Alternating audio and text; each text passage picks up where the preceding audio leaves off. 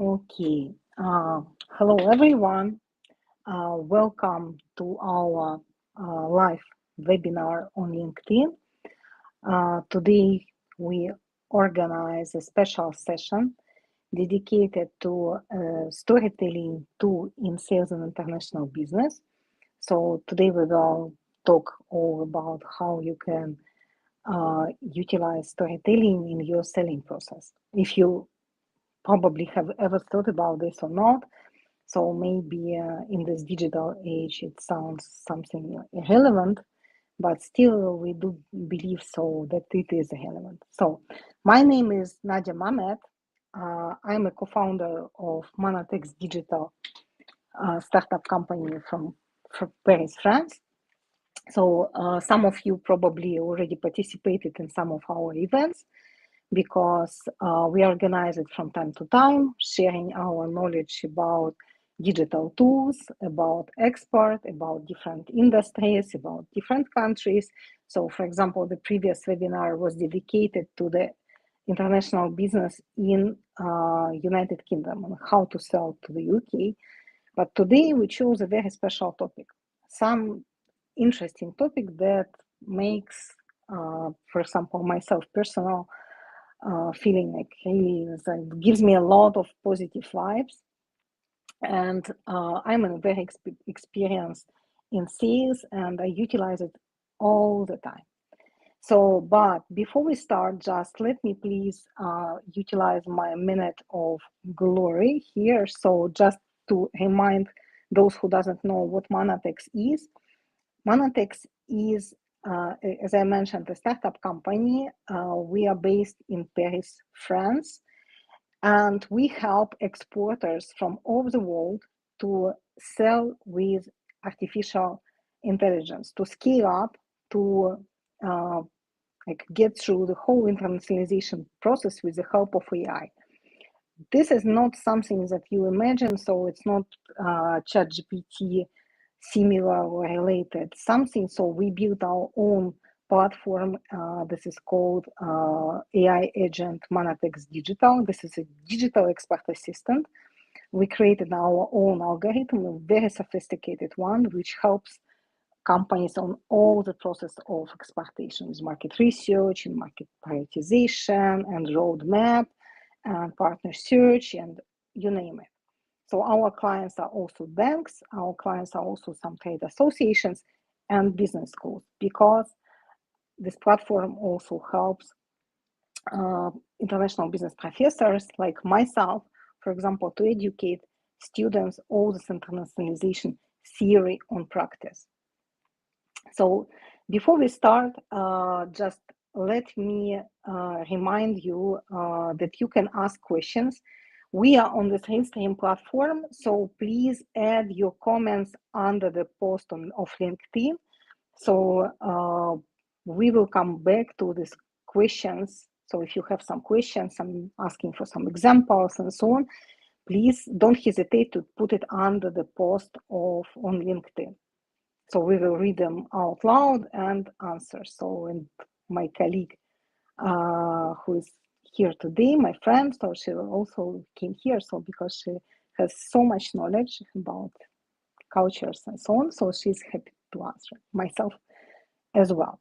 So about myself quickly, I'm an international business practitioner and also a professor. I'm teaching students since 6 years, and I'm a co-founder of this company.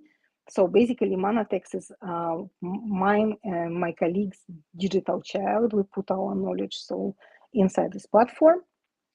So before I introduce our speaker today, because every time we bring someone, and today we have a very special person. But since this webinar is dedicated to storytelling, let me please tell you a story. So many years ago, precisely this was 2008, I had very special vacation. It was a unique place, the place which was full of miracles. I cannot describe it in any other way. There are so many interesting stories and moments that happened to me there within just 2 weeks, where the person who lives there is known under the name of Ocean of Wisdom, and people who and situations that I faced at that time in that place completely transformed me as a personality. Absolutely. So to the date, I remember this place and this moment is one of the best vacations in my life. I like close my eyes and I feel it just around the corner. So this place is called Dharamshala, and the Ocean of Wisdom is actually Tibetan Dalai Lama. And this place is located in India, in the north of India, in the mountains. Since that moment, I feel very special connection with this country. I'm very proud that I have a lot of students from India. I have a lot of friends from this country. I have done some projects for Indian companies. I always feel this kind of special connection. So the continuation of the story happened many years later, to be precise, 10 years later, in 2018. So my husband, who builds trains, was responsible for a project of a French company, Alstom, in Mumbai, and he was regularly traveling between Paris and Mumbai and Bangalore. And once, so he brings me a book. So this book is this one, and it's called How India Works. And this is just a fascinating guide about very complicated, complex corporate culture. It's actually called Making Sense of a Complex Corporate Culture. I read it a few times. I actually read it every year when I give the lectures to my students. I include some teaching and some case studies from my own practice, but I also mention this book every time. And this book was written by my friend and colleague Arti. I approached her through LinkedIn, and she was very kind to respond at that time. So we started this contact years ago, and I'm very proud of this acquaintance. So Arti was very kind to join us today and talk about different cultures and how storytelling actually helps to connect representatives of different societies, people from different cultural background, etc. So this is our guest today. Arti is an author of 2 published books. She's a famous consultant intercultural coach who helps companies to get to be aware of this complex corporate culture in India, and not only. She lived in many countries in Asia. So let me introduce her and please greet her here. So it's a unique opportunity to meet this person, ask questions if you always wanted to know something about Indian business culture. So that's a great opportunity. Not only India, some Asian countries as well. Okay, so thank you, Nadia. so thank you so much for joining us. So My we are pleasure. really honored Yeah. this time. So let me continue just explaining why we are company that utilizes cutting edge tech to help exporters.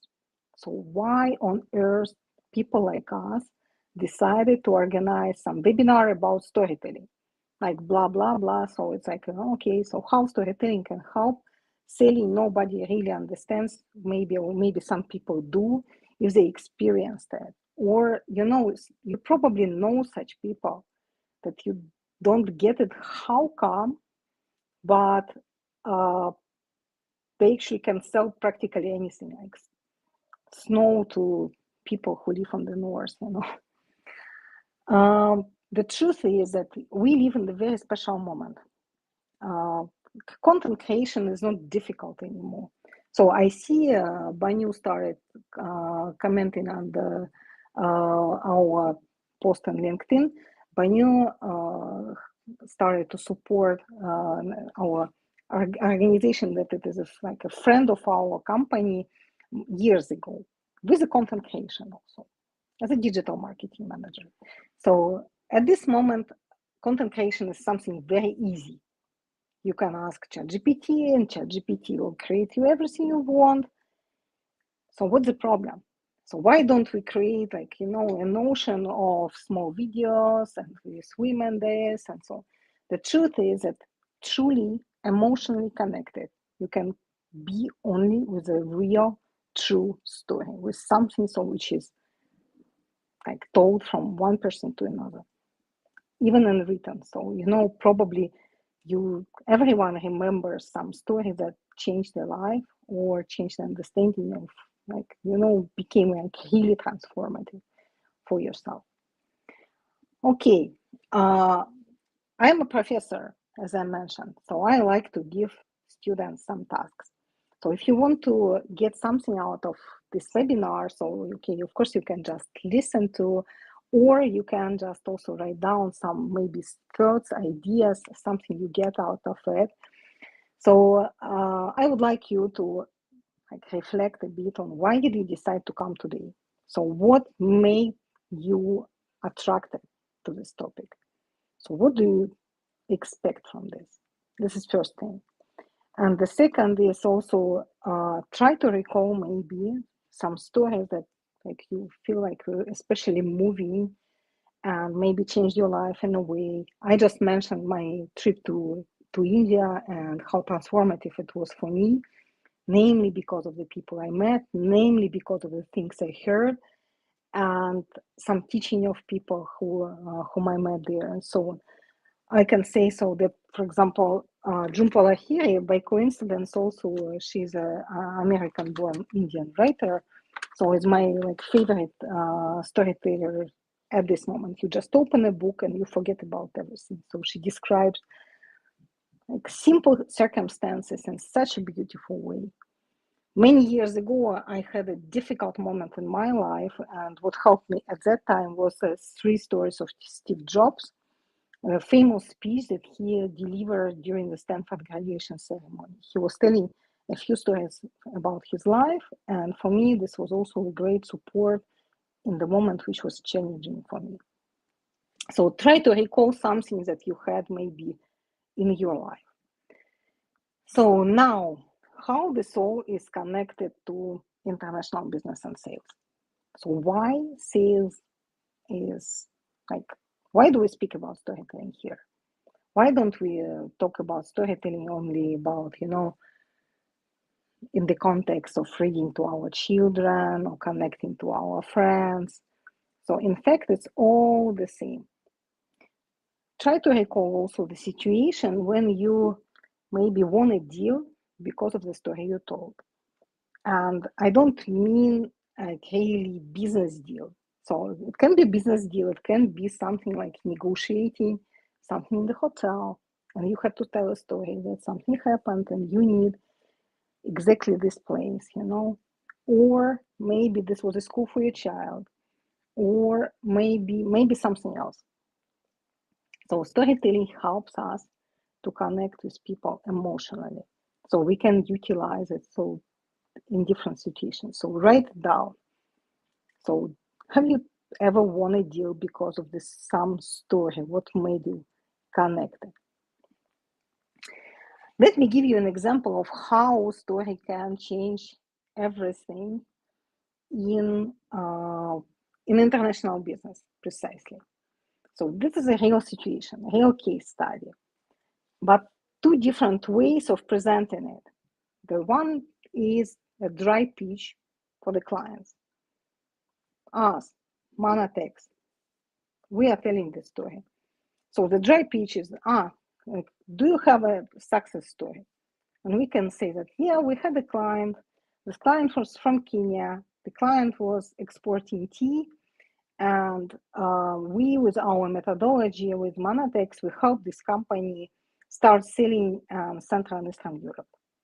That's all. And a different situation. So let me tell it in a different way now, a story. We got a client, very hardworking family from Kenya, people who work day and night without weekends, non-stop, trying to grow their family business, husband and wife, like working back to back, and they already did some successful project in a few countries in the world, but they were striving to expand, to go to new markets. So they approached us and asked, can we just, find clients in the Middle East? We want to sell to the Middle East. So why Middle East? They told us, you know what? It's like our competitors sell a lot to the Middle East, and also people in the Middle East drink a lot of tea, and we want, to lead in this market. So we started to check it all. So did some Monetex market research and found out that they definitely will not be able to handle the commercial and payment conditions and payment terms that are like applied in the Middle East market. So instead, our tool demonstrated that they have a great opportunity in Poland. So they agreed to try in Poland. Then my good self, I just gave a few calls, and from the first call, I found a new partner in Poland because I speak Polish language, I know the market, and so on. So at this moment, the tea of this producer is distributed in one of the biggest retail chains in the country, in Poland. And they stably sell containers and containers to this market. These are two different ways of presenting the same story. On the one hand, you say, okay, there was some client, was some tea, and here you see all the sequence about Middle East, about the company in Kenya, about this Poland. You can imagine yourself how this big retail chain looks like, and how we actually connected this African producers with the Polish market in Central and Eastern Europe. So the question is, how did the imagination react in this? Try to reflect on it, also see what is the difference when you just deliver this dry pitch, and why when you deliver the story, when you do this, when you do that, and what's the difference? Why our brain works in this way? We all like fairy tales.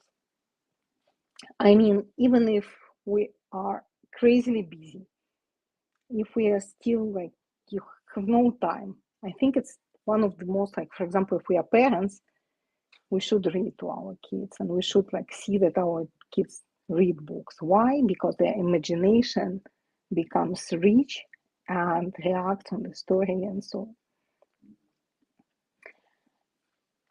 Another example that was done 15 years ago by two American journalists.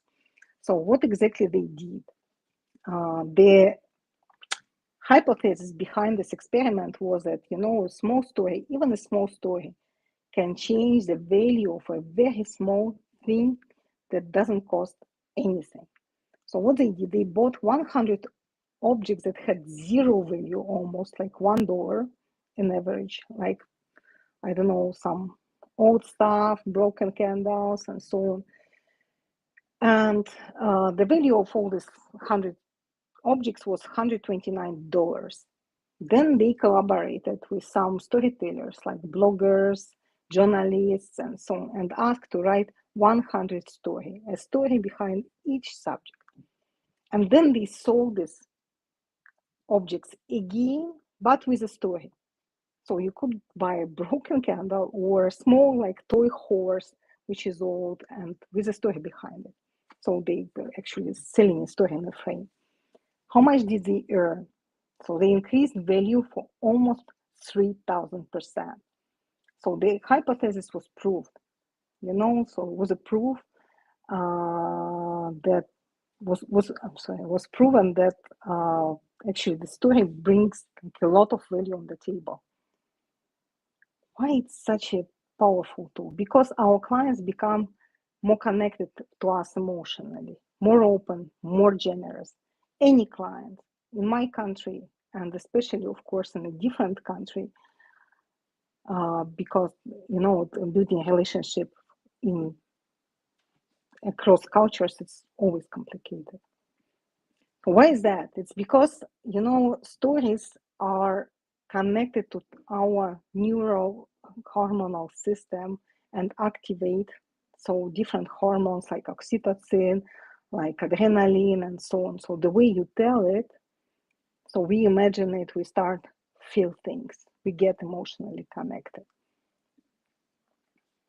So if you are a neuroscientist and then you ask questions, so you know how many different parts of the brain are actually activated when people hear stories. It's, you say, okay, 7 different parts of your brain can get like lighten up. So when someone hears a story, why is that? So because of human history, people delivered our, like humanity delivered what we know as language approximately 100,000 years ago. So it was long before we started writing. The writing system was introduced approximately 3,500 years ago. So with the agricultural revolution, but long before, 90,000 years like before, people started telling stories. Actually, there's a theory, a historical theory that explains it, saying that, you know, we deliver our speech. And for example, monkeys did not, because we wanted to exchange information about others. So we just connect and share. So what was going on with our neighbor, our friend, our brother, our sister, and so on. People tell stories in different ways. Of course, through the storytelling, through some, you know, fairy tales, um, through some songs and so on, but also through art, for example, or even through, I don't know, food and wine. Our brain is ancient.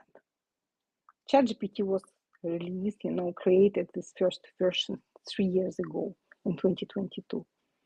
So long before that, we were telling stories. And our ancient brain is connected to something which is more genuine, more authentic. I don't mean that we don't need to use AI, we need, but if we want to build like really close human relationship, you have to engage in the real content and real story. So sales is still, at this point, sales is still like, yeah, AI is on the both sides. You know, sellers use AI, buyers use AI, but we're still like, you know, it's still people to people, it's still P2P. So to sell, we need to get emotionally connected by stories. People can consume stories in different ways. Reading books, as I say, for me now, it's, you know, I'm a busy person, it's luxury to have a good book in front of me and some time to just read. I really enjoy, I relax, and it's the best moment that can happen at this moment, to find a good book and really forget about time. So people consume through books, through art, visually. It's always a story. So why do we go to these museums? I was raised in the place where art was not available. I mean, I was an adult when I first time stepped in the museum where actually art objects were presented, like real art. And then I realized I cannot leave these museums because these objects also connect with us in an emotional way, you know. Of course, some movies, good movies, even food and wine. So I added here some picture of some champagne producer from Champagne whom I visited a few years ago. And his storytelling skills were just amazing. And we had no choice. We had to buy a few boxes of champagne, of course, because he was such a good storyteller. So there are different ways of how you can build your story. So usually people react. So if you start analyzing, for example, some LinkedIn content and see what works and what doesn't. So why people react on some posts, why people don't react on some posts. So, or you're selling. So there is like some quite universal way of how you can structure your storytelling and business story. Like the customer hero. So there was like some problem, but we found the solution and got the result. So, for example, this Kenyan company which was selling tea, so there was a problem. They didn't know which market to enter. We found the solution and we got the result, a very positive result. They are successful in Poland. Before and after bridge, same. So before the company was exporting only in a few countries. After you see the result, they are in Europe. So, and the third scenario is called the unexpected twist. So when, for example, you're getting rejected, but then you find the solution of how to come back. So I can tell you, startuppers, for example, are very creative people who, if you want your company to succeed, you cannot give up. So if you hear no, you have to find a way of how to come back. We are doing it all the time. So it's all this, creativity and brainstorming and constant discussion of what we can do so, to come back to the point where we have to be. So this unexpected twists, I'm sure. So one day we will write a book about it, So how did we build it all with all these unexpected twists? And this will be a good story. So this was about introduction about storytelling in general and why stories are moving us for provoking some actions, why we react emotionally about it, why it's actually worth using it with sales, so increasing value 3,000 times, only applying some small stories about broken candles or small horses. So that's a great demonstration of how the story can change everything. So how storytelling is connected to international business. International business from the definition is something extremely complicated. So we have to spend a lot of time, a lot of money. We tried this market, we tried that market. We are chasing some leads for months and months and sometimes years. And finally, we find this client that we really wanted, and it just doesn't work. It just doesn't click, and this person stops responding your emails.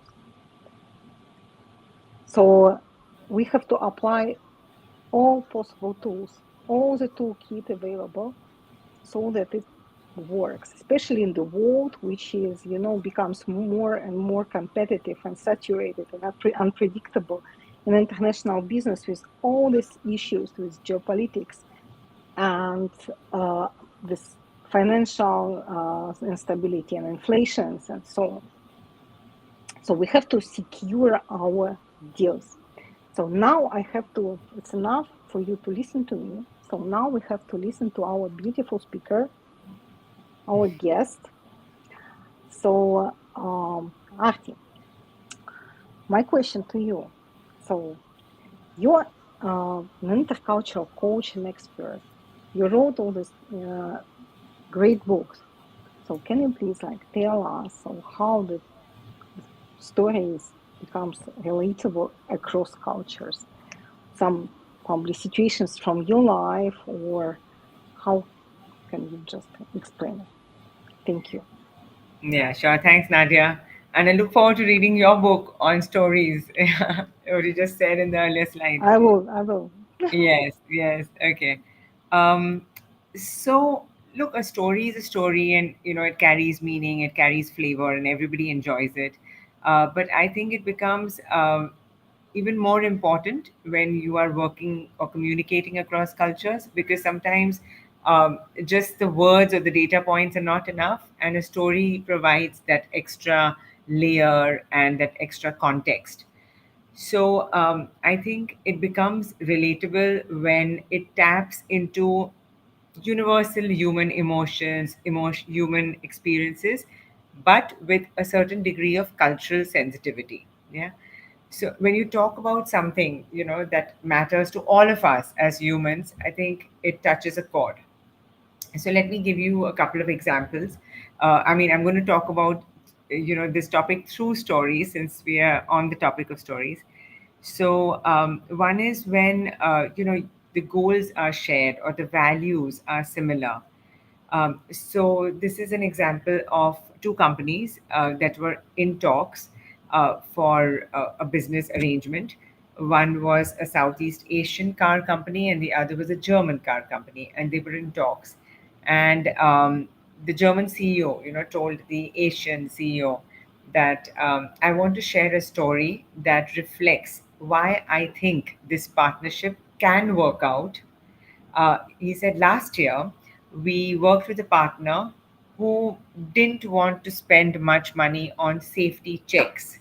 He wanted to cut costs, and they wanted to spend that money on promoting and marketing and social media and digital marketing. And they tried it for 1 quarter, they tried it for 2 quarters, but then the German company, said that this was not who we are. This was not in alignment with how we do things, and we decided to go our separate ways. But with you as a potential business partner, he told the Asian company, I know that we have similar goals, we have similar ways of working, because he had done his homework and he had checked with other people in the field. And he says that we could possibly align because we have shared values. So this is an example of how stories help you know clarify what those values look like in action. This is one example. Another example could be of a startup founder. Somewhere, I know you were a startup at some point, also, Nadia. So, a startup founder who is trying to overcome some issue. Maybe it was fundraising, or maybe it's getting uh, people on board, to see how they work and people who think like them, right? So a startup founder could be sharing a story about overcoming this failure. And what it shows in these stories is how they worked hard, how they focused, what is their discipline like, the sacrifices that they made. It shows their resilience, it shows their persistence. And these are all universally admired traits, right? We are different, but we all believe in some of these things. So again, it makes a connection, right? A story is a storyteller can be very good and very persuasive, but frankly, it's not so much about the storyteller. It's finally about the soul of that, which is the story, right? And that has to be authentic and powerful. And if it comes from your heart, you have already created some sort of a connect with your audience. Yeah. And that's where the authenticity comes in of the story. Uh, the other piece is about showing vulnerability, something that I strongly believe in.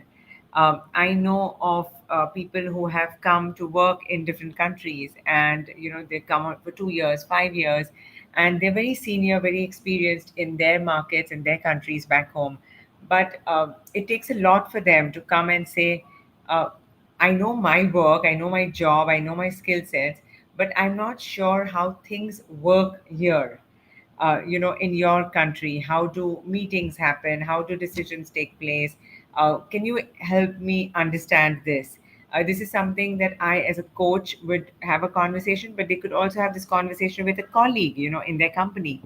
So they are not showing their strength or their smartness, but they're showing their vulnerability here.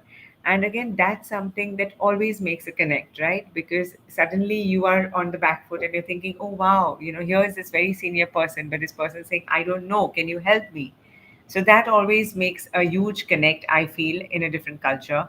Another example I can give you is of this HR, human resources director, who recently, just went to Europe to represent her CEO on a topic that she didn't know anything about. It was on ESG and sustainability, and she's an HR person. But she says that I had to show up because the CEO fell sick and she had to represent the company. And she said I showed up after flying for 9 straight hours, and that showed courage. And in the initial few minutes of the meeting, she shared her concern, she shared her anxiety with a couple of people in the room. And she said it was amazing because just as I started opening up, everybody else started opening up about how they had their own concerns, their own anxieties. So I think this openness to share vulnerability appeals across cultures. People have different emotions, right? Whether it's joy or sadness or fear or pride, and that kind of connects people more than just facts. People can feel them, people can resonate. So these are a few examples. I mean, I have many, but in the interest of time, I'll just stick to these. Yeah. Yeah, yeah, I can relate. So about vulnerability topic, France is great country. I love this country to the bottom of my heart because of its beauty and history and so on. But still, I do remember I'm an immigrant, and every time I have, for example, you know, students, for example, from India, every year they come, don't know language, don't speak it, so they are new, so but they still have some ambitions, they still have some hopes. So I'm trying to like talk to them about this. How do you feel? So how do you feel on this campus? If people really talk to you, engage in something, so just don't hesitate to approach. So French are actually quite open, so you just need to speak the language and so. So this kind of I can relate, I can understand. So that this vulnerability actually it does connect for sure. So especially from in this kind of situation when the person from the one part of the world comes to a completely different part of the world and doesn't feel like okay I'm new here, I don't know anything, so I have to make sure so that everything works.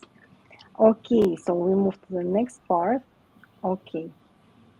uh, Sorry, I forgot to add it. Okay, the second question is in this international business context, how can stories inspire trust between two parties? So how do we, trust topic is something that made me very fascinated. I even wanted to do my PhD research on it, but then changed the mind. Uh, so trust is something big. It's the foundation of any deal, any business deal. And I was like thinking about trust for a long time. So and then realized that this is behind every like good sales deal. So and there are some people who genuinely know how to close the deals. They know how to build trust. So how do you see this? The stories can help building this.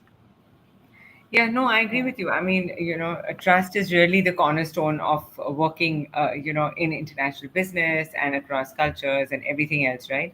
Um, it's on one level, it's about predictability. Like, can I trust this person? Will this person behave consistently in a way that I am imagining? And I think one of the things that helps there is, establishing expectations upfront. Like, can we say that, okay, this is how I will work, this is how my team will work, this is how, we will respond, we will divide the work, we will each do ABC, and so that there is clarity on both sides and people can align. So a great example of that is about saying yes, yeah, or not saying no. So again, I have many stories actually about when I interviewed people for How India Works, and this person said, this American working in India, he asked his colleague if he could submit a particular report by next week, and the colleague says yes, yes. And on the day, suppose it was Friday, Friday came, Friday went, and the report didn't come in. And when he asked the colleague, he said, "Oh, I wasn't feeling well. I'm sorry. Is it okay if I submit it in a few days?" And and this person was not happy because he had to make a submission to his regional boss. And that's when he learned the hard way that in some countries, and it's not just India, some countries across the world, where there is a tendency to say yes, and it's not done to cheat or to mislead or to deceive, but it is just done for so many other reasons, because of loss of face, because of the hierarchy, and so on and so forth. So people tend to say yes without thinking it through, and they don't always deliver on that commitment. So for the American, it was a learning experience, and he said from now on, he has learned to ask open-ended questions, to not assume that things will go to plan, and he would check on progress, check every couple of days and clarify how it's going. So so that's one way. So now he knows when he goes to another place, he knows how things work, right? Another area where saying yes can become tricky is during a negotiation in international business, because somebody might say that, oh yes, yes, we agree, and they have a party and they drink to it, and then the next day when you have to sign on the dotted line, people are thinking twice, and the other person said, oh, but you said yes, and they said, oh, I was just agreeing, I didn't really mean it, or I didn't, we still have more things to discuss. So saying yes can be a tricky area, and it's important to understand that that culturally it is different in different places, and what is meant by it is important. So and when somebody shares this story with another person, if you're in a negotiation and you say, oh, I had this experience, it also shows that you have a broader global experience, which is great, right? So when you're negotiating with somebody, so I think this is one thing about establishing expectations. It provides a reality check in terms of what to expect going forward, what will be the process, what will be the working style. A great example I have of leveraging differences across cultures in a good way. A friend of mine was a banker at one of the top banks, and he managed Asia. So he managed different countries, including China, Singapore, India, etc. And he told me, he said that he had two different approaches when there was a process or a problem issue. He said that if it was a process issue, he would turn to his China team, because they would then implement and find the bottlenecks, and they would really execute, really well. If it was a problem issue and not a process issue, if he needed a creative solution to a problem, he would turn to his India team to be resourceful. So the point is that when you are aware of cultural differences, you know how to leverage them, and you know whom to turn to, to kind of make it more effective. Um, the other thing is also about avoiding assumptions, avoiding stereotypes. Yeah. A company, a European company, were very keen to pitch their product in Southeast Asia, and they thought that their success, in that country would translate to success here. But they had a very, the messaging was very individual, around individual achievement and individual targets, etc. And that didn't resonate, because in much of Asia, at least the country they were looking at, was far more group oriented, was far more community and collaborative oriented. So the marketing strategy also has to be tweaked, right? And that's where sometimes if you share a story which has a deeper meaning, which provides a perspective, then that can help the other person to think through and say, oh, maybe this won't work here. Sometimes people don't like it if you just give very direct messages. So a story can kind of couch the message in a nicer way, in a more palatable way. Yeah. I think it's very important for brands to be aware of the cultural implications, because culture can really make or break business, and it also depends on even managers as they're working across cultures. Um, but the important thing about trust is that it differs, right, across cultures. You have anthropologists, and very recently Erin Mayer, whose work in the Culture Map, she talks about two kinds of trust. You have cognitive trust and you have affective trust. So you have some cultures where I give you a report on time, and that means that you trust me because it's cognitive, it's from the head.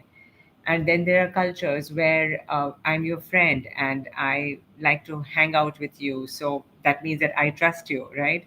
So trust is more from the heart. So I think it's very important to know who is the other party when you're working with them. If the person is more cognitive style, it's important to then do less of small talk perhaps, and tailor your messaging accordingly, and make sure that you meet deadlines, and your work is consistent and regular.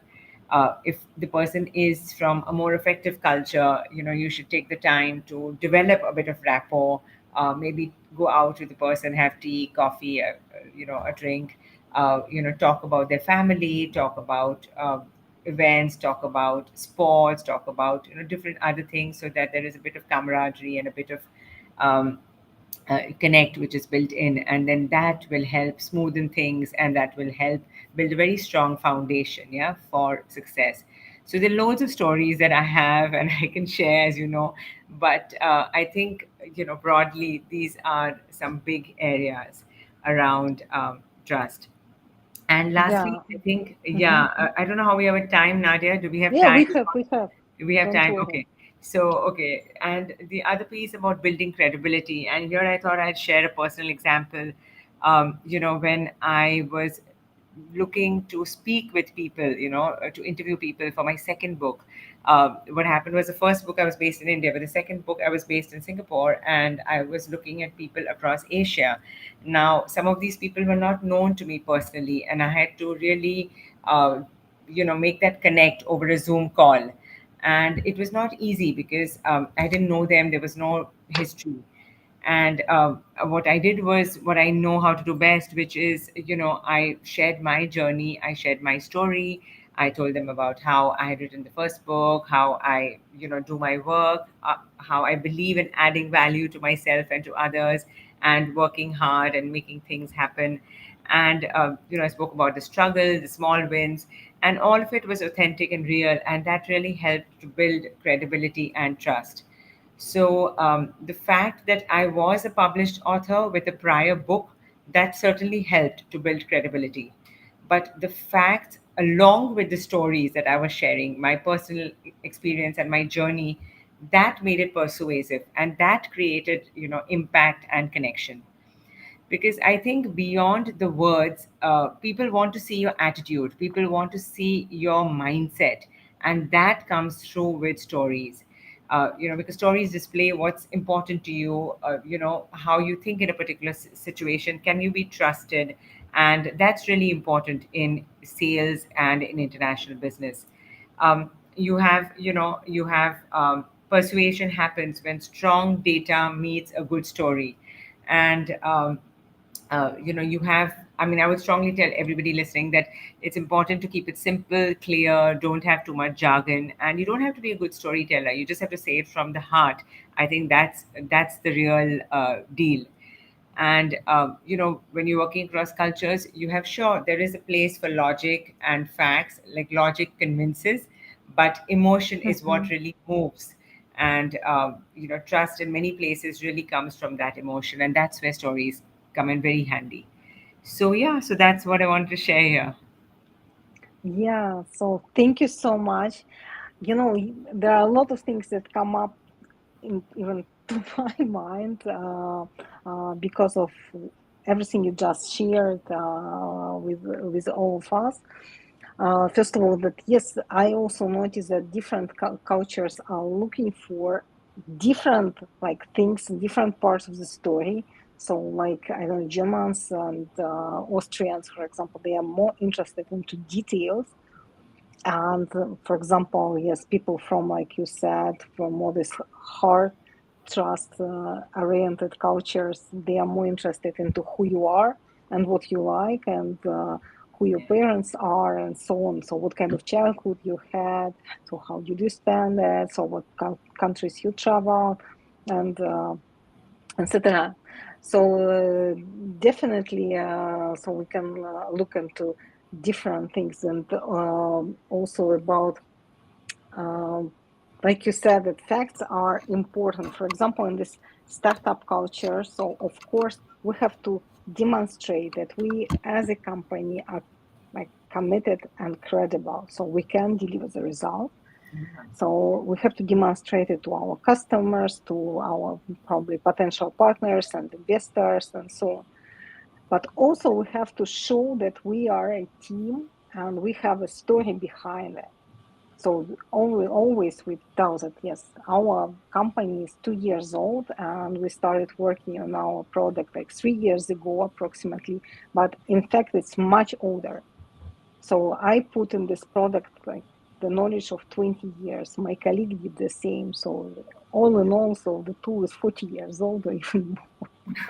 So that is exactly what we are talking about here. So that yes, facts are very important, but story at the end connects all these facts together. So and makes it all happen.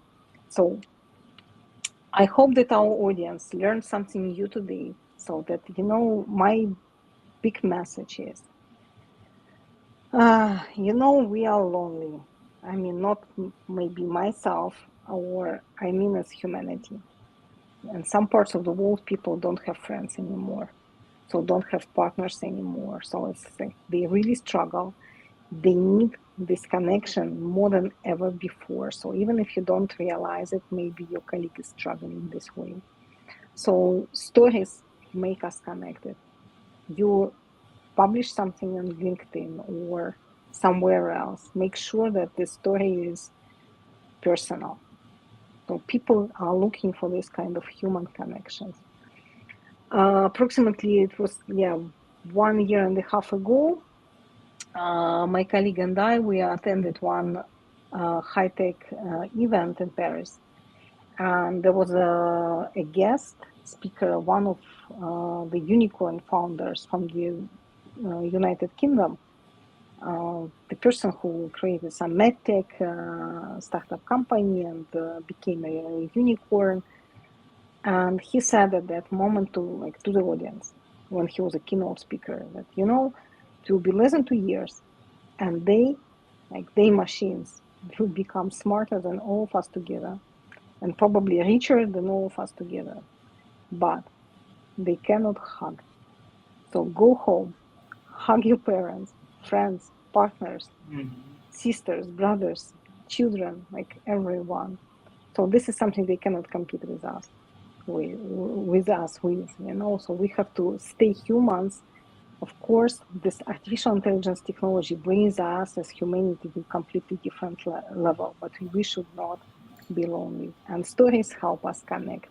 Like thousands and thousands of years ago, when people were hunter-gatherers and just like sitting in the evening, they were telling stories long before we started writing, long before. That's why our ancient brain work in this way, and that's why we build trust across cultures with the story.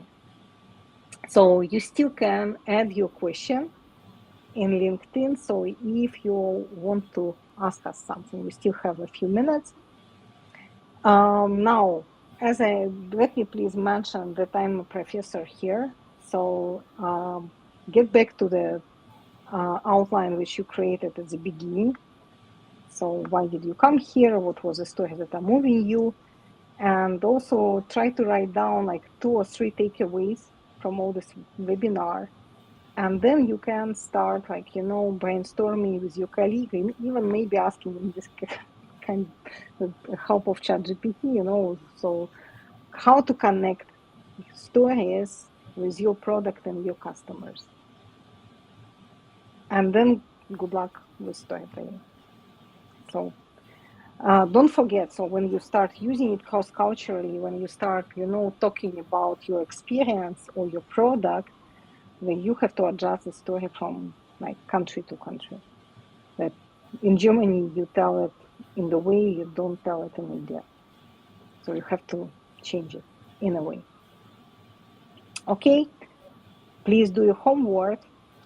And in this case, so we can meet next time again. So you can always approach Manatex if you're interested to see our digital expert assistant, AI agent, that helps you to scale up internationally at low cost. And so we're staying in touch. Just let me check if we have some questions.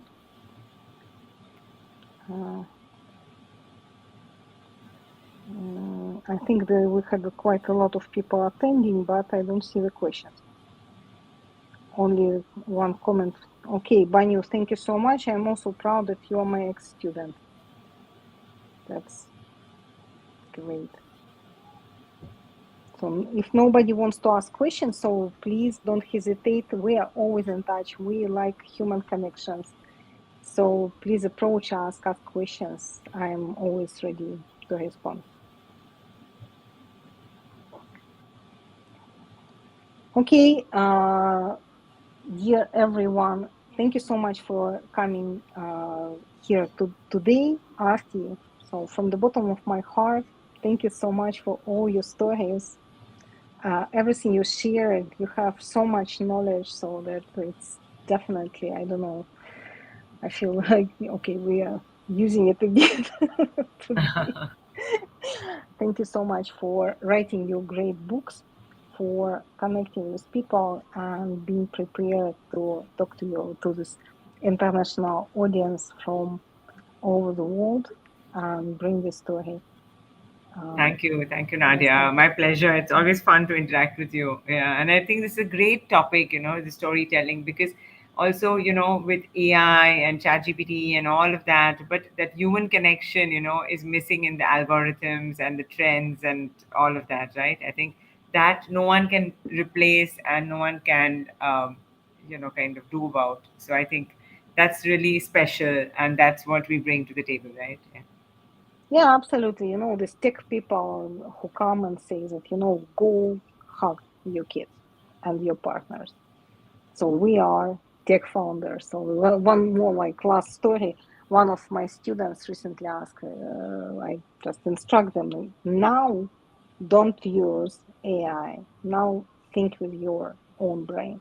And Yeah. another student asked me, oh, why do you tell this? You work for AI industry.